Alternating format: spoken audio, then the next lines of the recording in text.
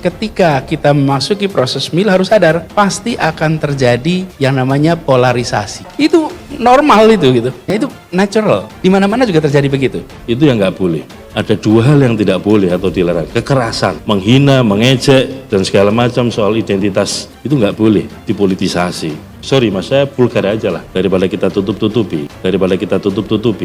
Saya ingatkan, jangan ada lagi politik identitas. Jangan ada lagi polarisasi sosial. Demokrasi kita harus semakin dewasa. Ada polarisasi, ada friksi, ada konflik, ada pecah. Nah itu ada stage-nya. Kita seringkali begitu melihat polarisasi, oh berarti pecah. Bukan. Dan kita tidak perlu khawatir dengan proses itu karena ini adalah nature-nya proses pemilihan. Takbir! Allahu Akbar! Allahu Akbar! Ura bola! Ura bola! Ura bola! Kami berhak usir! Bapak orang Islam bukan! Dia penista agama! Bapak mau dilanat, Pak! Dia penista agama! Kita seringkali begitu melihat polarisasi, oh berarti pecah. Bukan. Dan kita tidak perlu khawatir dengan proses itu karena ini adalah nature-nya proses pemilihan. Penolakan warga untuk mensalat jenazahkan Hindun, nenek yang meninggal di usia 78 tahun karena pilihannya di pilkada. Tolonglah, jangan campur adukan ya persoalan pilkada dengan agama. Menjadi perhatian kedua paslon pemimpin DKI Jakarta, Hindun akhirnya disalatkan di rumah oleh beberapa kerabat. Kita kadang-kadang khawatir, waduh jangan sampai pemilu ini terjadi polarisasi loh. Polarisasi itu sesuatu yang wajar. Itu normal tuh di mana-mana.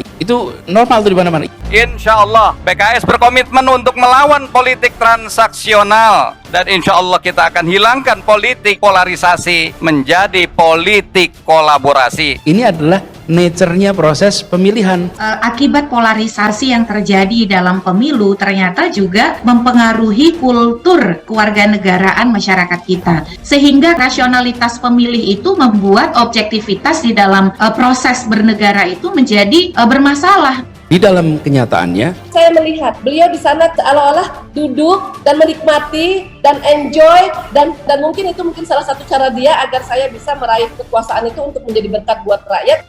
kalau calonnya beda agama, maka isu agama akan muncul. Jadi natural. Di mana-mana juga terjadi begitu. Ada dua hal yang tidak boleh atau dilarang. Kekerasan, menghina, mengejek, dan segala macam soal identitas. Itu nggak boleh dipolitisasi. Kontestasi, polarisasi, emosi itu sangat tergantung kepada siapa yang berada di lapangan. Tetapi lalu mendiskriminasi. Apalagi sekarang lalu dimunculkan kalau mau menang, ayo umat Islam pilih saya. Hai, yang tidak Islam nasionalis jangan pilih itu politik identitas tuh.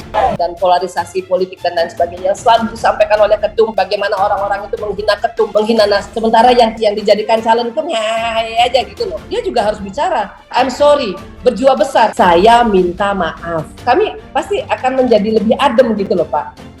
Kita milih yang terbaik sesudah terpilih bersatu. Itulah arti membangun demokrasi dan pemilu yang sehat dan bermartabat bagi bangsa ini. Karena sebenarnya dasar-dasar ideologisnya itu sudah selesai. Tidak usah lagi diganggu dengan politik identitas.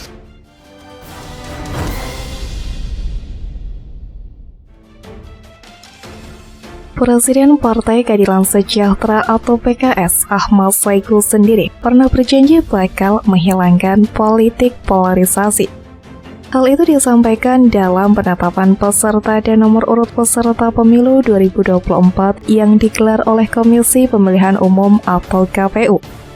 Insya Allah PKS melawan politik transaksional melalui politik gagasan. Kita menentang politik uang melalui politik pemberdayaan dan insya Allah kita akan menghilangkan politik polarisasi menjadi politik kolaboratif. Ujar Saiku di kantor KPU RI Jakarta Pusat Rabu 14 Desember. Ia pun berharap pemilu 2024 berjalan lebih profesional tanpa adanya kecurangan seperti manipulasi perolehan suara. Saiku ingin pesta demokrasi ke depan bisa mewujudkan politik kolaborasi ketimbang politik yang menimbulkan pertentangan. Kita semua tentu menginginkan bahwa politik ke depan adalah politik yang memang mampu mempersatukan, papar dia.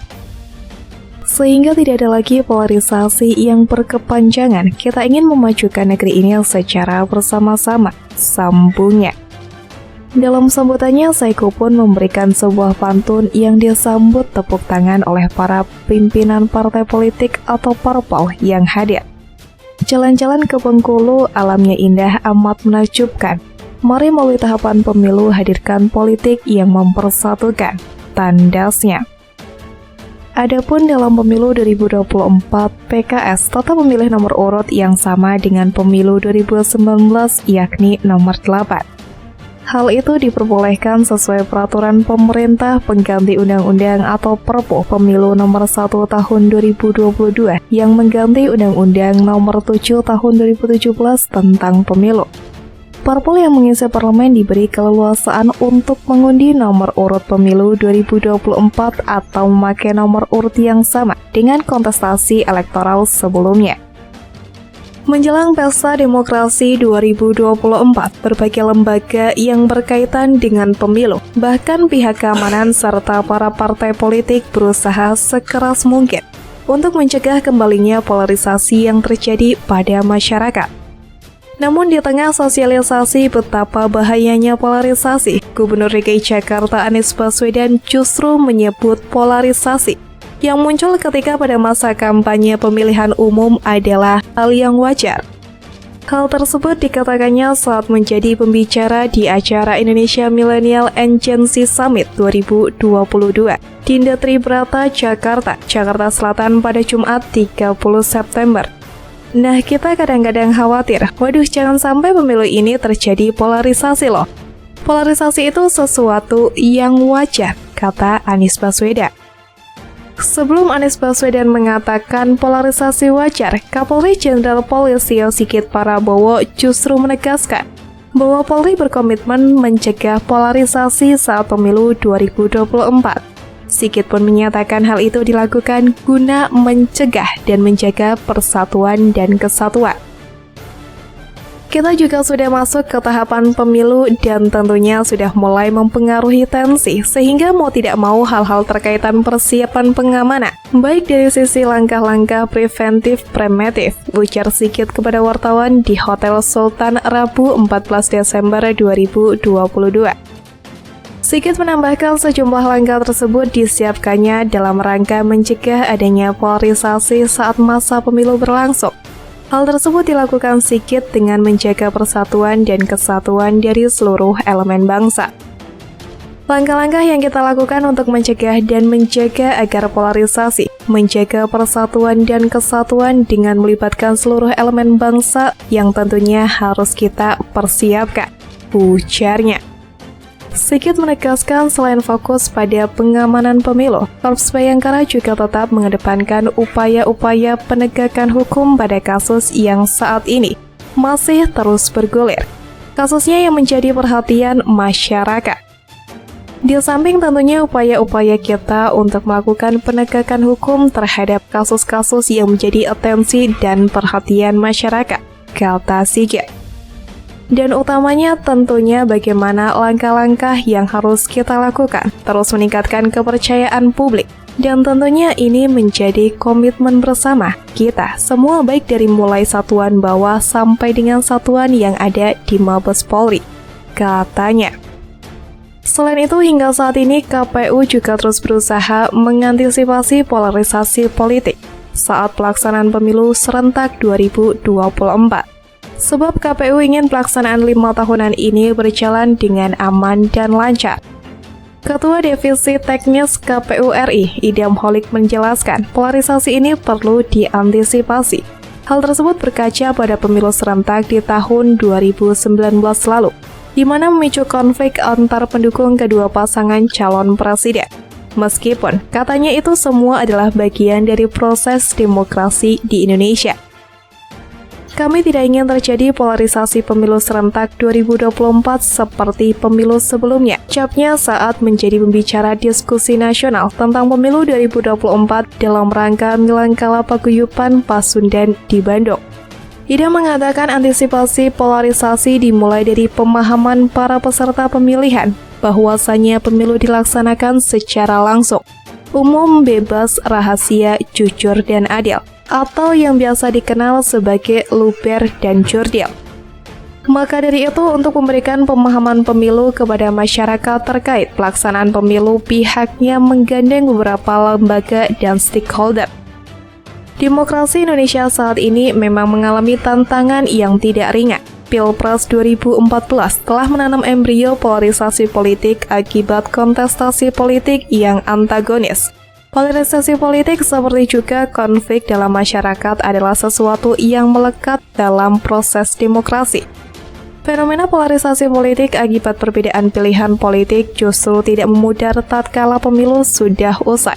Sebaliknya, tumbuh semakin subur dalam demokrasi di tingkat nasional maupun lokal. Salah satu bahaya dari polarisasi politik yang bertransformasi melalui beragam bentuk yang senantiasa berlawanan atau antagonis bagi demokrasi kita ialah munculnya pembelaan politik yang ekstrim. Pembelaan politik seperti itu bisa menyebabkan pembusukan politik bagi demokrasi karena institusi-institusi demokrasi yang penting justru tidak bisa berfungsi sebagai jembatan bagi terwujudnya perbedaan politik dalam ruang demokrasi yang damai dan keberadaban. Pembelaan politik pada dasarnya hampir tumbuh dalam sebagian besar sistem demokrasi, khususnya bagi negara yang merupakan sistem multipartai. Pendirian partai-partai politik di sebagian besar negara muncul dan lahir dari konsekuensi logis perbedaan ideologi, representasi, dan kepentingan yang berbeda. Persoalannya bukan pada pembelaan politik sebagai akar sekaligus basis pendirian partai-partai politik di Indonesia pasca reformasi. Problem utamanya terletak pada pembagian transformasi ideologi partai untuk memperoleh kekuasaan dengan mempertentangkan ideologi yang terus-menerus antagonis.